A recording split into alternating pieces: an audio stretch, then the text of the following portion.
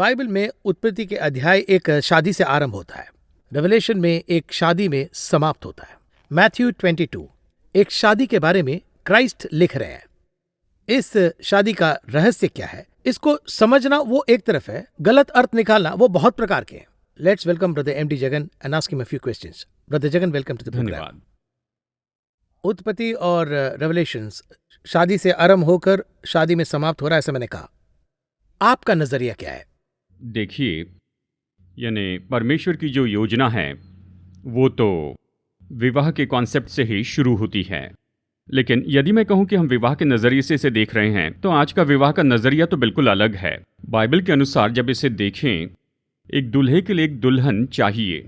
अब परमेश्वर इसके द्वारा अपनी योजना प्रकट कर रहे हैं। वो क्या प्रकट कर रहे हैं? सारी वस्तुएं उसी के द्वारा और उसी के लिए सृजी गई। परमेश्वर एक हैं, परमेश्वर एक ही है। इसलिए हम यहाँ पर देखते हैं कि पिता, पुत्र और पवित्र आत्मा इस तरह से अलग व्यक्तित्व बताए हैं। परमेश्वर एक ही है। जबकि ये ऐसा है तो ये दुल्हन की ज़रूरत कहाँ पर आई, इसे देखना होगा। बहुत से लोग इसे रिवर्स में देखते हैं। अक्सर मैं संदेश में कहता हूँ, तंबू में बाहर रहकर भीतर के परमेश्वर को देखते थे, अंदर से परमेश्वर बाहर देखते थे।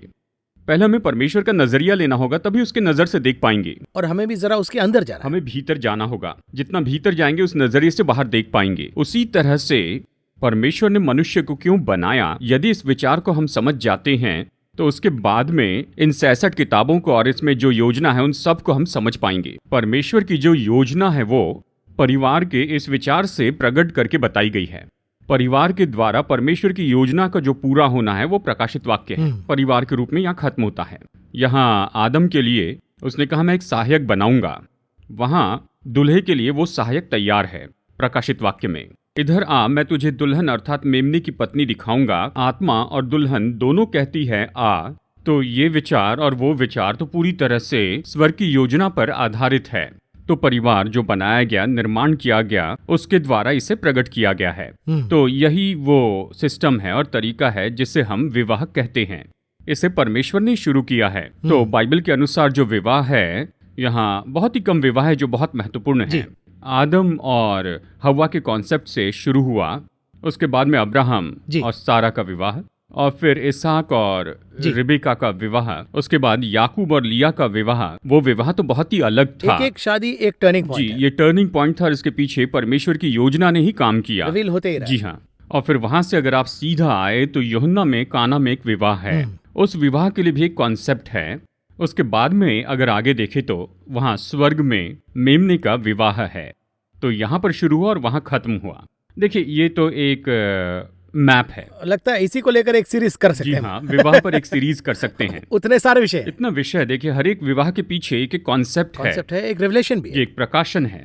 मतलब कहाँ चूक गए और फिर कहाँ पर सही किया, यानी हर एक में ये है। जिस तरह से वो कहते हैं कि 3 पूर्वजों के विवाह तो बहुत ही अलग थे, यदि उनमें से हर एक को देखें तो हम अलग अलग विषय पाएंगे। जी, आज हम मैथ्यू चैप्टर 22 में, अब यहाँ पर क्राइस्ट जो है वो एक शादी के बारे में कह रहे हैं।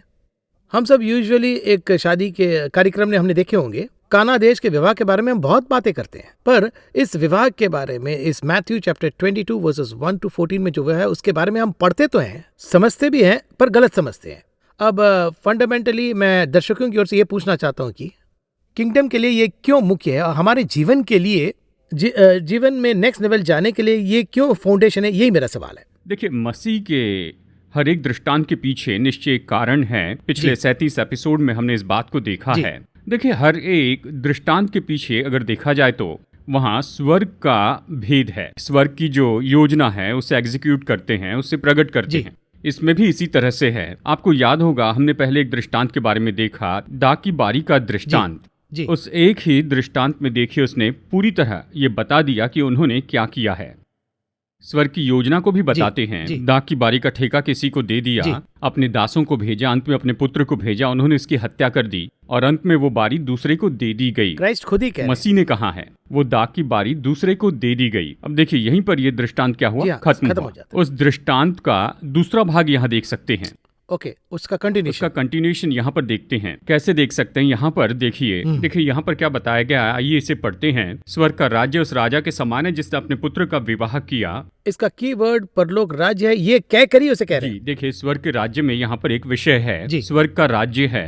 यदि हम उसमें देखें कि विवाह कैसे होना चाहिए, उसी तरह से पिता पृथ्वी पर आता है और ये कॉन्सेप्ट यहाँ पर दिया है। और फिर आगे कहता है, उसने अपने दासों को भेजा कि निमंत्रित लोगों को विवाह के भोज में बुलाए, परंतु उन्होंने आना न चाहा।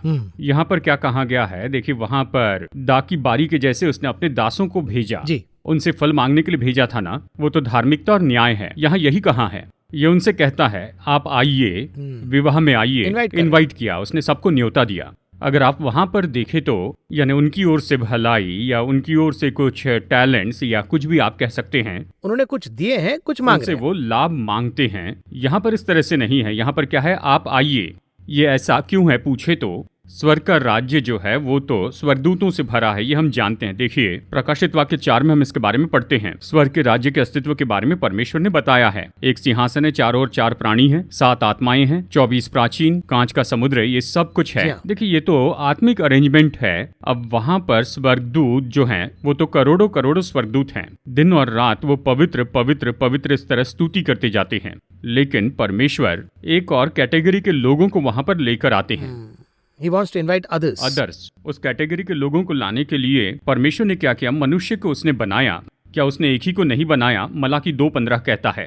तो मनुष्य और उसकी संतानों के द्वारा स्वर्गीय लोगों के जैसे बदल जाएंगे। यहाँ पर हम आत्मिक लोग कहते हैं, सच में कहे तो स्वर्गीय देह है। इस तरह से उन्हें बदल कर वहां ने ले जाए और ये हमेशा के लिए उसकी आराधना करिए। प्रभु की योजना है। तो इस प्लान को पूरा करने के लिए उसने आदम को बनाया, लेकिन आदम गिर गया और ये सारी बातें हो गई। अंत में क्या हुआ? एक समूह को परमेश्वर ने जो न्योता दिया था, उन्हें विवाह में आने के लिए कहा। किन्हें न्योता दिया गया था? यहाँ पर देखिए आगे कहता है, यही इस अध्याय 22 में कहता है, वचन 14 कहता है, क्योंकि बुलाए हुए तो बहुत हैं परंतु चुने हुए थोड़े ही हैं। जी हाँ। अब ये बुलाए हुए हैं। अब देखिए शुरू में आदम को बुलाया गया था, आदम को ये कॉन्सेप्ट दिया गया। तो देखिए उसके बाद यानी आदम के समय में और उसके पतन के बाद में उसका बेटा सेथ और उसके वंशावली से जो लोग आए, जो बुलाए गए थे, वो बदल गए, प्रभु की आराधना वाले बदल गए। उसके बाद में सब कुछ कोलैप्स हो गया। उसके बाद में नूह सेथ के वंश से ही आया था, और फिर उसके बाद अब्राहम, और अब्राहम के बाद यानी इसहाक, इसहाक से याकूब, याकूब से यहूदा, और 12 गोत्र, ये सब बुलाए हुए थे। परमेश्वर ने इन्हें बुलाया, और भी कहे तो परमेश्वर ने उन्हें मिस्र में से निकाला। तो देखिए ये तो बुलाए हुए लोग हैं, इनके लिए परमेश्वर ने सब कुछ किया। पर यहाँ पर क्या हो रहा है? उन्हें विवाह के भोज में बुलाया परंतु उन्होंने आना न चाहा। उनमें स्वर्ग में आने का मन नहीं था। उनमें स्वर्ग में आने का मन क्यों नहीं था पूछे तो थोड़ा अलग रहा है। सब तो यही कहते हैं कि मुझे हेवन जाना है, लेकिन इनको कोई दिलचस्पी नहीं है, ऐसा आप कह रहे हैं। देखिए यहाँ पर ये कहता है परंतु उन्होंने आना न चाहा, ये वचन 3 में बताया है। क्लियर है। उनमें आने का मन क्यों नहीं था? अभी आप बच्चों को इस तरह से घर में कह के देखिए, यानी चलो हम शादी में जा रहे हैं, तुम भी मेरे साथ में आओ। वो कहेंगे हम नहीं आना चाहते हैं। फर्स्ट रिएक्शन क्या कहेंगे? मैं नहीं आ रहा हूँ। देखिए इसके पीछे 1-2 कारण होते हैं। सबसे पहले शायद वो वीडियो गेम खेल रहे, उसमें आनंद उठा रहे हैं, बहुत ही खुश हैं, उसे बंद करके बाहर जाने के लिए उनकी इच्छा नहीं होती है। दूसरी बात, अच्छे ड्रेस पहनकर शादी में जाना, ये जो फॉर्मूला है, शायद ये उन्हें पसंद नहीं आता है। देखिए आजकल के बच्चे साधारण स्वरूप में शादी में आते हैं, कैजुअल्स में आते हैं, टी शर्ट पहनकर आते हैं, जीन्स में आते हैं, कैजुअल में। देखिए इस समय ऐसे आते हैं, लेकिन एक समय में यानी शादी में अगर जाना है तो शादी के लायक कपड़े पहन के जाना है, फॉर्मल पहन के जाना है। इसके कारण वो नहीं आते हैं। अगर मैं ये सब पहनकर आऊंगा तो देखिए कुछ बच्चे सीधा पूछते हैं कि क्या मैं कैजुअल्स पहन के आ सकता हूँ? अगर हम वो भी मान ले तो देखिए शॉर्ट्स और बरमुडा पहन के भी आएंगे। ऐसे भी लोग उस रेंज में चले जाते। तीसरी बात क्या है, अगर आप ये पूछे तो अभी इन दिनों में आपने सोचा होगा वेज भोजन है तो आपका बेटा उसमें आना नहीं चाहेगा। क्या वो वहां पर चिकन बिरयानी देंगे? उसे जचने वाला मेन्यू होना चाहिए। पहले से ही सेट करते हैं। अगर उसका क्राइटेरिया इस तरह से है तो वो विवाह के भोज में आने को तैयार है। इसी के साथ में वहां पर कुछ अनजाने लोग होते हैं, कोई उन्हें नहीं जानता, बस वो बैठे होते हैं। वो अपने दोस्त की शादी में जाएगा, उसके दोस्त के घर में शादी कहे तो बड़ी खुशी से जाएगा। लेकिन अगर वो शादी हमारे किसी पहचान वाले कलीग की हो तो वो आने के बारे में सोचेगा। इसका कारण क्या है? वो अजनबी जैसे महसूस करेगा, और इसके इतने क्राइटेरिया है। देखिए इसी तरह से यहाँ पर देखिए इस 22वें अध्याय में यही हम लूका के सुसमाचार में अध्याय 14 में देखते हैं। यहाँ पर देखें तो देखिए यहाँ पर इसी दृष्टांत के बारे में बताया गया है। लूका 14 में वचन 16 से आगे देख सकते हैं। यहाँ हम देख रहे हैं कि लोगों ने आना न चाहा। इसी बात को हम देख रहे हैं, वो क्यों आना नहीं चाहते थे, इसके बारे में यहाँ पर बहुत से कारण बताए हैं। वचन 18 से आगे पढ़ेंगे फ्रॉम 18। पर वे सब के सब क्षमा मांगने लगे। पहले ने उससे कहा, मैंने खेत मोल लिया और अवश्य है कि उसे देखूं, मुझे क्षमा कर दे। देखिए इसने क्या कहा, मैंने जमीन खरीदी है, मुझे जाकर उसे देखना है, मुझे बहुत कुछ करना है, इसलिए मुझे जाना होगा। असल में वो खेत देने वाला तो यही है, ये उसी ने दिया है, काम देखने के लिए जा रहा है। हाँ, तो उन्हीं से कह रहा है। उसी से कहता है मैं बहुत बिजी हूं, नहीं आ पाऊंगा संसार के काम में। जिन्होंने दिया उन्हीं से कह रहा है। उसके बाद में अगला व्यक्ति कहता है वचन 19 में, मैंने 5 जोड़े बैल मोल लिए हैं और उन्हें परखने जाता हूं। मैं तुझसे विनती करता हूं कि मुझे क्षमा कर दे। मैंने अभी पशु खरीदे हैं, मुझे उन्हें परखने के लिए जाना होगा, मैं नहीं आ पाऊंगा, इसलिए दूसरा काम कहा। उसे भी उन्होंने ही दिया। बैल बकरी की सृष्टि उसी ने की और उससे कहता है। फिर एक और ने कहा, मैंने विवाह किया है इसलिए मैं नहीं आ सकता। ओहो, मैंने विवाह किया है, मैं बहुत बिजी हूँ, मैं नहीं आ सकता। उसी शादी का ये कारण बताते हैं। जी हाँ, अगर आप पूछे तो देखिए परमेश्वर ने एक व्यवस्था में बताया है। व्यवस्था में क्या बताया, जिनका विवाह हुआ उनको 1 साल तक नहीं बुलाना, उन्हें घर में रहने दो। युद्ध में नहीं बुलाने के लिए कहा, ये वो व्यवस्था याद दिला रहा है। विवाह हुआ, नहीं आ सकता, मैं 1 साल तक नहीं आ सकता। उल्टा ये लॉ की बात, उल्टा व्यवस्था में से उसे बता रहा है। ये सब कुछ देखने के बाद वो क्रोधित हो गया, परंतु उन्होंने आना न चाहा। इसके बारे में यहाँ इतना विवरण दिया है, एक्सप्लेनेशन। आज तो इतने कारण बताए जाते हैं, इतना। देखिए स्वर्ग के राज्य में आने के लिए लोगों को इतनी मुश्किल होती है। स्वर्ग का राज्य ये शब्द ही कहे तो वो इसे एक गलत शब्द के रूप में देखते हैं। कौन सा स्वर्ग का राज्य, इतने जल्दी स्वर्ग का राज्य, बहुत सी बातों को अब तक अनुभव करना, इस तरह कहते। और कुछ लोगों को पूछिए, वो एक गीत बताते हैं, अच्छा गीत है, स्वर्ग का देश हमारा देश। अब इन दोनों में कोई घर में ये नहीं बजाता है, कहते ये फ्यूनरल का गीत है। अब देखिए स्वर्ग लोग उनके लिए क्या बन गया है, ये मुश्किल के रूप में देखते हैं। लेकिन वो गाना एक्चुअली स्तुति आराधना, वो स्तुति आराधना का गीत है। मैं ये भी कहूंगा ये खुशी का गीत है। मैं परमेश्वर को देखने वाला हूँ, वो मेरी हमेशा की जगह इस तरह एक्सप्रेस करता है। आज तो इस तरह की कोई मनोदशा नहीं है। देखिए यहाँ पर ये जो दृष्टांत है यहूदियों को, खास करके यहूदियों को बताया गया है, आज ही हमारे लिए उपयोगी होता है। हम लोग भी ऐसे हैं जो ऐसी मनोदशा नहीं रखते। अभी भी अगर परमेश्वर बुलाए तो हाँ प्रभु मैं सुन रहा हूँ, ये कहकर उसके पास आने वाले कितने लोग होंगे। देखिए हमारे पास बहुत से बहाने हैं, बहुत सी बातें हैं। मनुष्य का पुत्र कब आएगा ये किसी को पता नहीं। जब वो आएंगे तो उसी पल सब कुछ छोड़कर कितने लोग उसके पीछे जाने के लिए तैयार हैं। लूत ने कहा यीशु की पत्नी को स्मरण करो। उसने क्यों कहा, सदोम नाश होगा, खत्म होगा, तुम यहाँ से निकलो। वो निकलना ही नहीं चाहती थी, लूत भी नहीं चाहता था। वचन कहता है कि वो तो विलंब करने लगा। उन दूतों ने उसका और उसकी पत्नी और उसकी दोनों बेटियों का हाथ पकड़ के बाहर कर दिया। हम जिस दुनिया में रह रहे हैं वो हमारे लिए प्लस के बदले माइनस में बदलते जा रहा है, क्योंकि हमारा मन उसमें फंस गया। ये माइनस जो है ये प्लस में बदलना चाहिए। इसलिए भोजन हमारे लिए जरूरी है। बाइबल कहती है खाना है, खाने को मना नहीं करना है, ये नियम है। पर पेटूपन पाप है। हर बात बहुत ज्यादा की तो पाप होती है। करेक्ट। इन दिनों में आशीष के नाम पर हमने संसार की वस्तुओं से ज्यादा प्रेम रखना शुरू किया। प्रभु ने नहीं कहा इनकी जरूरत नहीं, इनकी हमें जरूरत है।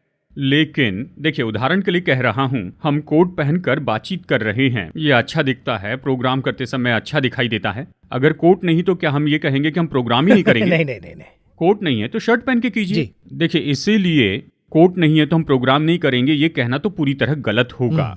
आज संसार की यही तो समस्या है, उनके पास आने के लिए कोई मन नहीं है। यहूदी लोग क्या बन गए अगर ये पूछे तो, उनका राज्य और सब कुछ भूमि पर ही हो गया, यानी सब कुछ यहीं पर। वो कहते हैं हमारा मसीहा आकर इस भूमि पर ही राज्य करेगा। उनमें ये इच्छा नहीं है कि वो स्वर्ग में जाकर राज्य करेंगे। तो उस परलोक राज्य को गलत समझने के कारण इतना कंफ्यूजन हुआ है, इतनी समस्याएं आई हैं। अब देखिए ब्रिटिशर्स ने यहाँ पर राज्य किया था, यहाँ पर सब कुछ किया, लेकिन काम खत्म करके सारे लीडर्स लौटते थे, उनके बेस में चले, अपने बेस पर जाते थे। ये राज्य तो पहले उनके हाथों में था, लेकिन एक दिन ये राज्य उनके हाथों से निकल गया। भारत आजाद हुआ, इंडियंस के हाथों में आया। इसी तरह से पुराना आकाश और पृथ्वी नाश हो जाएगी, नया आकाश नई पृथ्वी आएगी। स्वर्ग तो परमानेंट है। ये विचार हम में होना चाहिए। देखिए क्या होता है, जैसे ब्रिटिशर्स ने सोचा ये भूमि हमेशा उनकी रहेगी, सारी पृथ्वी उन्हीं के पास में होगी, संभव ही नहीं था। देखिए धीरे धीरे करके हर एक देश उनके हाथों से निकलते चले गए। आज ब्रिटिशर्स के हाथ में क्या है? उनका ही देश, उनके पास उनका अपना देश है। इसी तरह से कह रहा हूँ, चाहे हमारे पास जितना भी आए, केवल हमारा राज्य हमारे साथ में होगा और वो स्वर्ग है। वही अभी रिसेंटली स्वाजीलैंड नाम का एक कंट्री, वो जो कंट्री है वो अफ्रीका, साउथ अफ्रीका के पास में है। वहाँ पर एक किंग ही शासन करते हैं। रिसेंटली वहाँ से कुछ गेस्ट आए थे, एक मुख्य गेस्ट से मेरी भेंट हुई, तो उन्होंने कहा कि अश्विन, हमारा जो देश है वो बहुत सी नए नए चीज़ कर रहा है। कारण यह है कि हमारे जो किंग है वो प्रोग्रेसिवली थिंक कर रहे हैं। तो मैंने पूछा कि प्रोग्रेसिवली थिंक कर सकते हैं, पर एक पॉलिसी या लॉ को बनाते वक्त उसमें बहुत ब्यूरोक्रेसी तो होगा ही ना, तो उतना इजीली कर सकते हैं क्या? कि मैंने उनसे सवाल पूछा तो उन्होंने यही कहा कि हमारे किंग ने एक बार कह दिया तो कह दिया। इनके पहले का किंग भी यही कह कर गए हैं, इसलिए काम बहुत ही फास्ट होता है। अब यहाँ पर इस राज्य के बारे में एक किंग जो है वो अपने बेटे के विवाह के लिए आमंत्रित करते हैं। सो ये किंगडम रूल कैसा होगा, ये बहुत ही सुंदरता से इस मैरिज के जरिए स्पष्ट करते जी हैं। हाँ, जब मैं आना नहीं चाहता ये कहा तो राजा ने विवाह नहीं रुकवाया। हाँ, हाँ, फिर उसने अपने दासों को यह कहकर भेजा, देखिए ये वचन 4 में हाँ, कहता हाँ। है, निमंत्रित लोगों से कहो, देखो मैं भोज तैयार कर चुका हूँ, मेरे पशु और पले हुए पशु मारे गए हैं और सब कुछ तैयार है, विवाह के भोज में आओ, इस तरह से कहा। परंतु वे उपेक्षा करके चल दिए, कोई अपने खेत को, कोई अपने व्यापार को चल दिया। अन्य लोगों ने जो बच रहे थे उसके दासों को पकड़कर उनका अनादर किया और मार डाला। जी हाँ, कितना डेंजरसली जा रही देखिए थी। वो तो हिंसक हो गए थे। किंग ने जिसको भेजा उसी को मर्डर करने के हद तक आ गए। हाँ? परमेश्वर ने अपने दासों को भेजा और उसकी इच्छा थी कि इस्राएल को, चुने हुए लोगों को अपने पास वापस लाए। उसने उन्हें व्यवस्था दी, उसने उन्हें याजक दिए, उन्हें भविष्यवक्ता दिए। यीशु ने कहा, तुमने अपने भविष्यवक्ताओं को मार दिया। यरूशलेम के बारे में कहा, तुमने इतना लहू बहाया है तो मैं भविष्यवक्ताओं को क्यों भेजूं? स्पष्ट कहता है, जिसने धर्मी हाबिल से लेकर बरिक्या के पुत्र जकरिया तक, जिसे तुमने वेदी के बीच में मार डाला। देखिए इतने लोगों की हत्या की, इसलिए यहाँ पर उसने कहा ये सब प्रभु के जन थे जो भला काम करने आए, उन्हें पकड़ के मार दिया। सोच के देखिए, कोई शादी का न्योता दे तो उन्हें मारेंगे क्या? सरासर गलत है। देखिए, कहिए कोई दुश्मन है, वो आपके घर में आकर आपको शादी का न्योता देते हैं, शायद आप उनकी शादी में न जाए, लेकिन उन्हें मारेंगे तो कहते ही नहीं ना। नहीं। वो अगर न्योता उनसे देते हैं कम से तो कम बात तो करेंगे। हाँ। देखिए तमिल परंपरा में कहते हैं, शत्रु भी अगर शादी में बुलाए तो जरूर जाइए, अगर शत्रु मर जाए तो उसकी अंत यात्रा में जरूर जाइए, कहता है। यही तो हमारा कल्चर है। जी हाँ। यहाँ पर कोई शत्रु नहीं है, राजा बुला रहा है। मेरे बेटे का विवाह है, वो उन्हें Invitation, न्योता हाँ। दे रहा है। वो व्यक्ति जो न्योता देने के लिए आया है, तो फिर कितना- इस विवाह में उनकी दिलचस्पी क्यों नहीं है, ये देखना चाहिए। इंटरेस्ट के अलावा मैं ये पूछता हूँ, क्रोध भी है। अगर न्योता देने वालों को ही मार रहे हैं तो कहीं ना कहीं फंडामेंटली मिस हो रहा है। फंडामेंटली मिस नहीं हुआ है। उस विवाह भोज में आने के लिए कुछ क्राइटेरिया निश्चित किया गया है। देखिए यहाँ पर ये कहता है, वचन 11 और वचन 12 कहता है, जब राजा अतिथियों को देखने भीतर आया, उसने वहां एक मनुष्य को देखा जो विवाह का वस्त्र नहीं पहने था। देखिए इस विवाह में एक क्राइटेरिया है, विवाह भोज में आना है तो ऐसे ही करना होगा। ये प्रोटोकॉल है, इसको फॉलो करना है। फॉलो।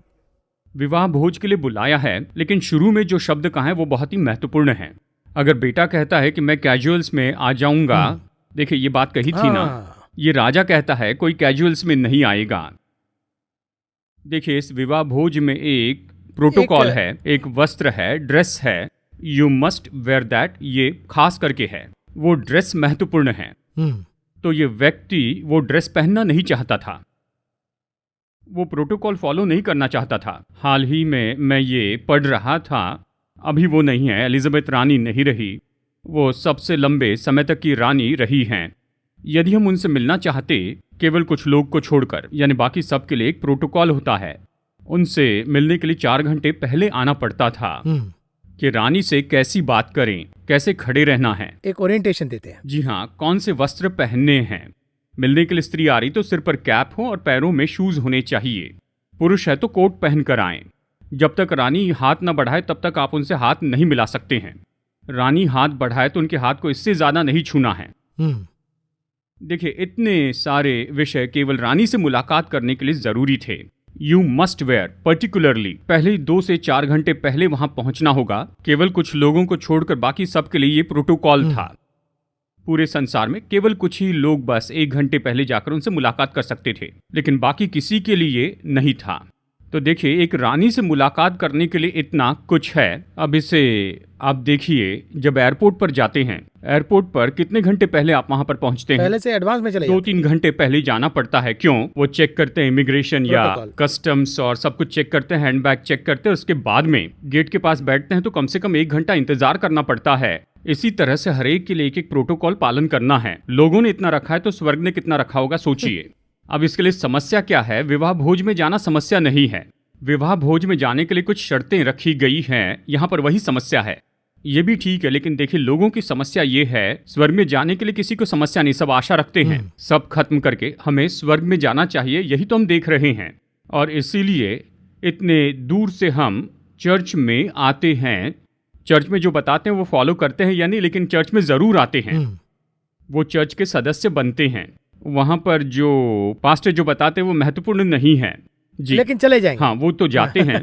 प्रचारक उन्हें चुनौती देते हैं पर वो उनकी बात नहीं सुनते हैं। वो चर्च के मेंबर होते हैं, सब कुछ करते हैं। कारण क्या है? सबके मन में ये विचार है, अगर मैं कब्र में दफनाया जाऊंगा तो स्वर्ग में जाऊंगा। स्वर्ग में जाने की इच्छा सब में होती है, लेकिन समाधि में बिल्कुल क्लियर है। कब्र के बारे में बिल्कुल सही है, लेकिन बात तो ये है, यानी चर्च ने जो कब्र आपको दी गई, अगर आप उसमें दफनाए गए तो स्वर्ग जाएंगे, ये बाइबल नहीं कहती।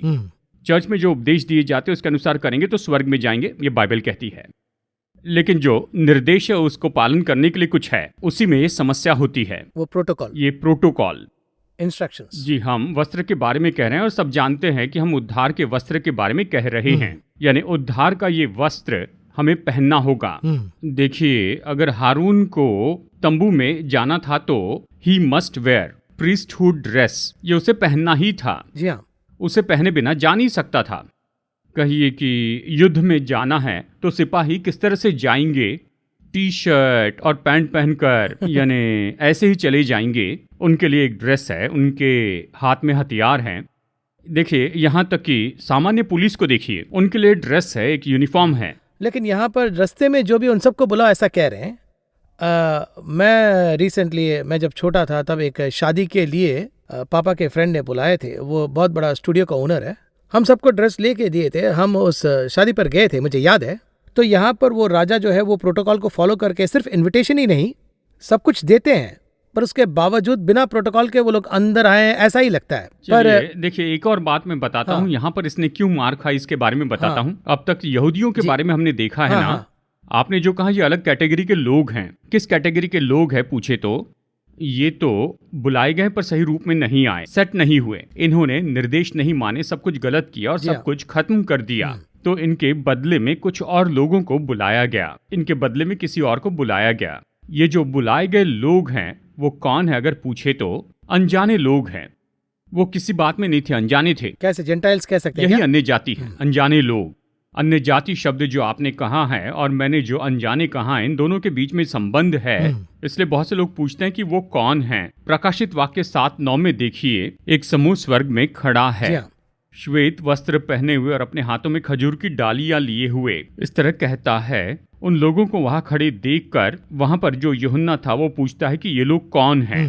पहले स्वर्गदूत ने पूछा कि ये कौन है। यूहन्ना ने कहा मुझे पता नहीं, तुम ही मुझे बताओ। और फिर स्वर्गदूत ने कहा कि ये लोग हर एक जाति और कुल और लोग और भाषा में से एक बड़ी भीड़, जिसे कोई गिन नहीं सकता था, मेमने के सामने खड़ी है। देखिए, उनके नाम नहीं है।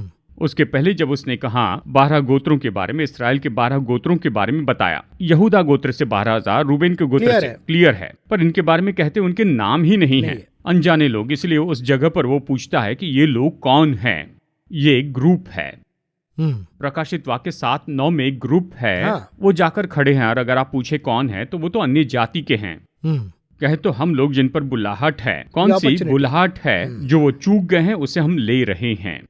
तो हमें बुलाकर जो बुलाहट दी गई है ये तो बहुत महत्वपूर्ण है। हम ऑल्टरनेट के रूप में आए हैं। ये उन्हें दी गई थी लेकिन फिर भी उन्होंने इसे मिस कर दिया। अब ये हमें दी गई है, अब हमें यहाँ पर आकर निश्चय ही हमें उनसे बेहतर करना है। जो नहीं मिला था भी मिल रहा वो है। तो एक है और उन्हीं के एक इक्वल में हमें भी रख रहे हैं। जी हाँ, देखिए, बेटी की जगह पर क्या दास को रखा जा सकता है? उसे रखने के लिए उसके पास कितना बड़ा मन होना चाहिए।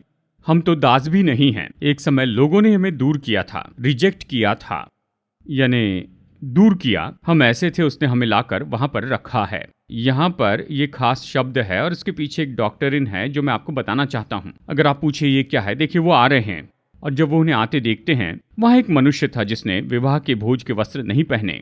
अब ये कौन है? विवाह में जा रहा है।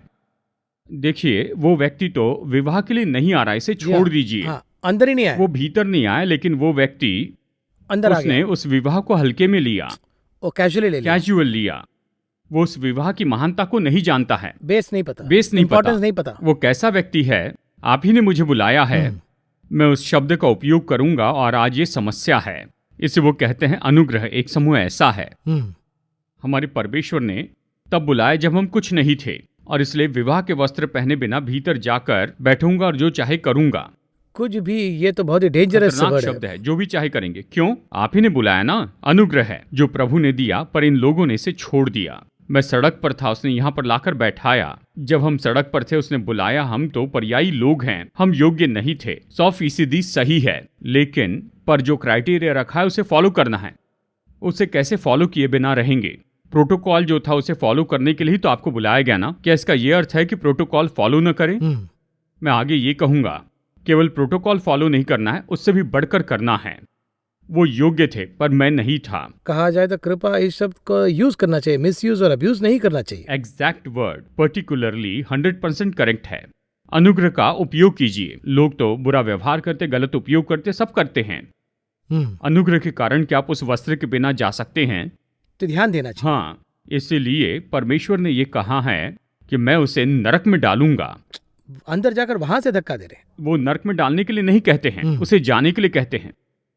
ठीक है, छोड़ दो, मैं नहीं आऊंगा। ये दशा क्या है?